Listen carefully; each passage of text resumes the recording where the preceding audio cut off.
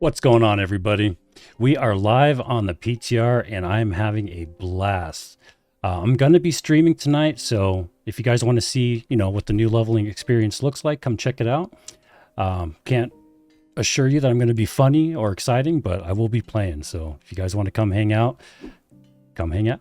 But today we're going to take a look at the gems and all the different gems, how to make them, what's going to be required, what kind of new effects we're going to get, and, just the whole thing. So, and I'm also going to be doing a video on the greatsword. I just want to give you a quick heads up. It is a lot of fun, a lot more fun than I thought it was going to be, a lot more engaging. The stances are really fun. So I know there's other videos out there already, but I'm still going to make one. So if you want to check it out, be sure to check it out. Be on the lookout for it. So let's get into the gems and take a look at the new system and the new mechanics that we're going to be getting once this goes live. And remember, this is the PTR, so as usual, any of this stuff can and probably will change. Or actually, it might not change. It probably won't change, but we'll see. Anyway, let's get right into it.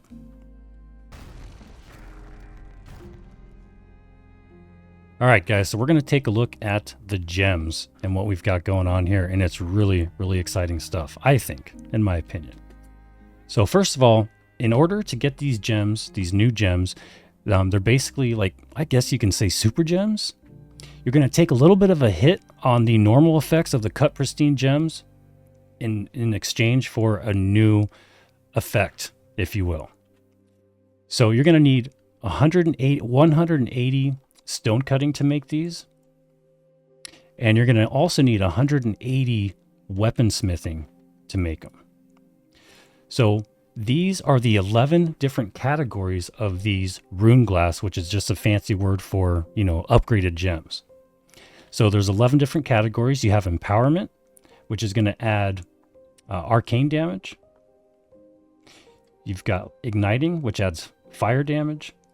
You've got leeching, which adds lifesteal, freezing, ice damage, electrifying, lightning damage. Siphoning is going to give you siphoning power. We'll have to take a look at that one. Punishing increases your melee damage. Arboreal is arboreal damage.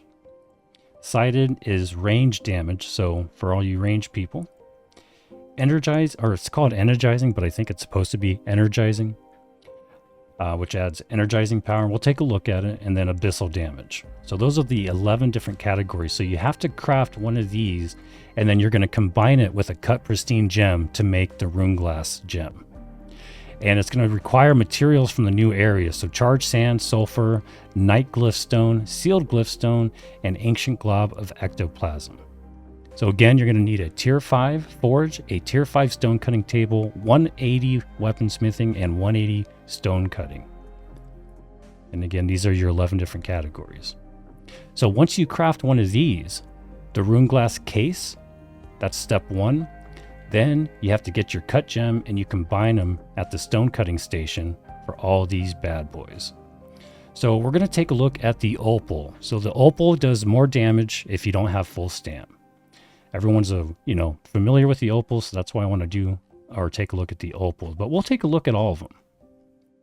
So here's our Opals, here's the start, and here's our first one, Empowered. So Runeglass of Empowered Opal is going to require your regular cut pristine Opal, one of those Runeglass case, and then a couple other materials.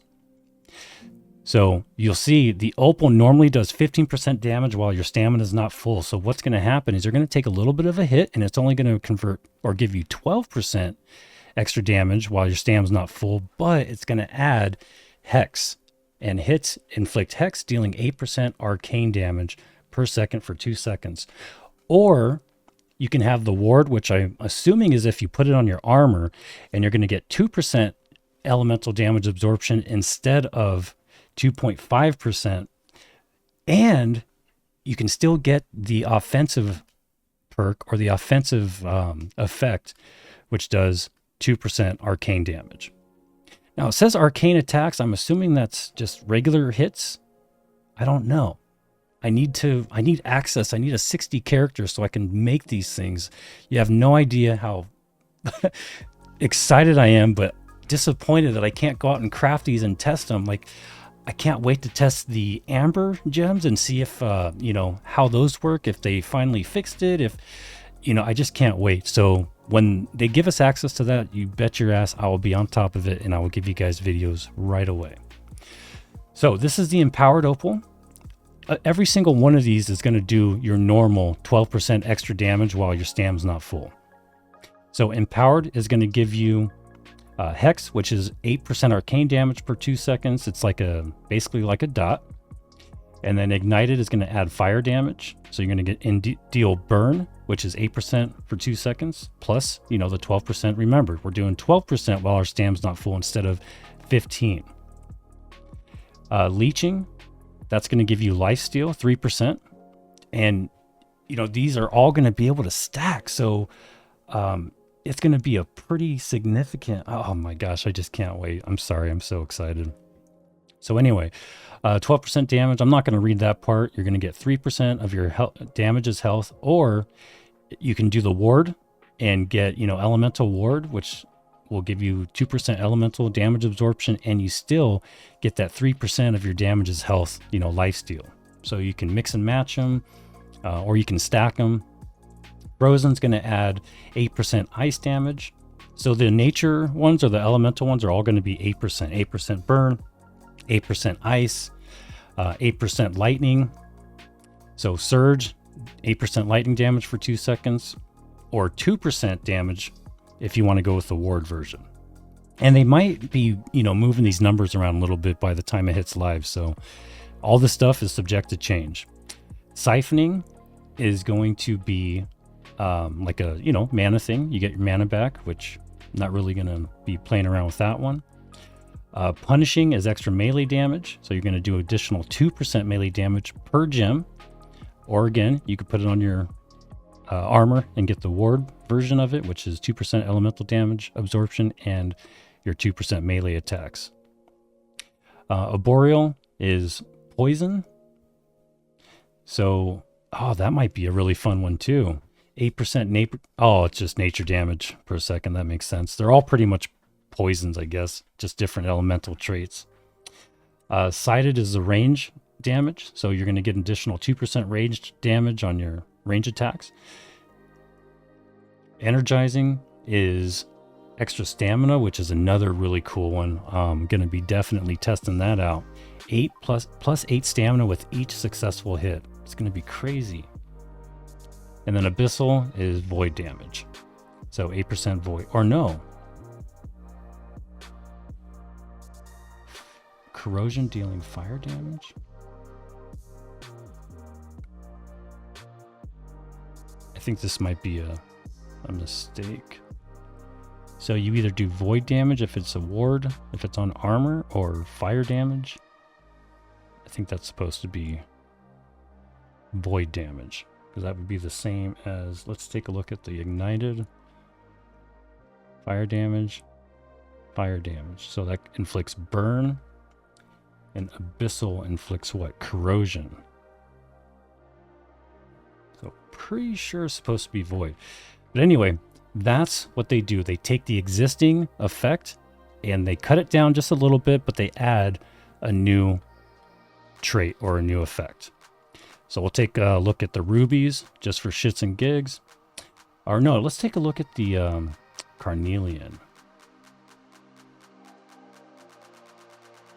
Here we go. So empowered carnelian.